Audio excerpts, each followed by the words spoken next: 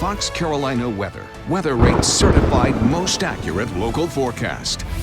Temperatures continue to climb now that the sun is up. It's happening slowly, which is good news, but that will continue to quicken as the day goes on. It's 73 now for Clemson, Anderson, and Hartwell. Spartanburg also at 73 degrees. It's 76 in Greenville and mid to upper 60s throughout the mountains. We do still have some significant fog in western North Carolina, mainly from Asheville westward, quarter-mile or less visibility, especially in those lower elevations, the mountain valleys, seeing more of that. Little light fog out near Hartwell as well, but otherwise not looking so bad as you start the day.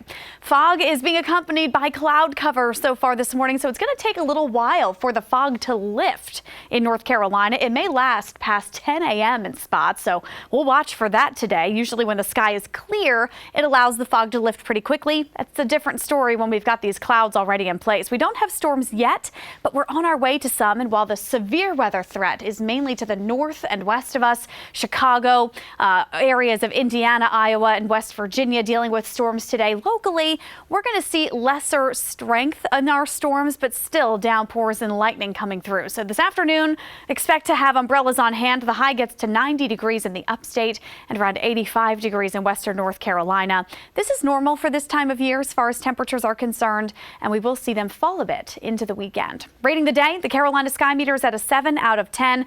We will continue to hold on to some decent enough conditions, especially morning to midday, to allow for some outdoor plans. FUTURECAST shows the first of today's rain showers popping up closer to midday in the higher peaks, then pushing into the upstate for the afternoon. And you'll notice it's spotty. It's not a washout, but it is just enough that downpours and isolated pockets of lightning could move through.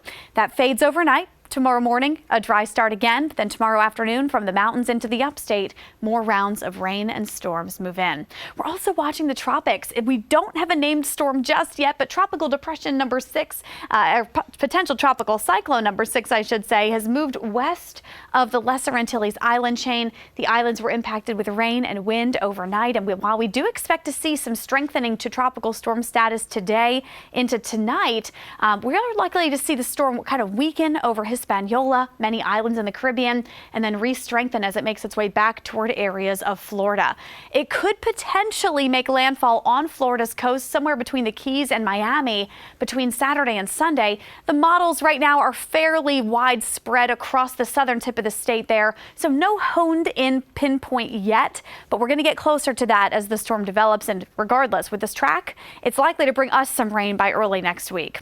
Today, tomorrow, Thursday, Friday, all looking at typical afternoon showers and storms. We're looking at dry starts to each day, though. Highs reach the 80s to low 90s. It cools off slightly into the weekend as we continue to watch more rain develop into early next week.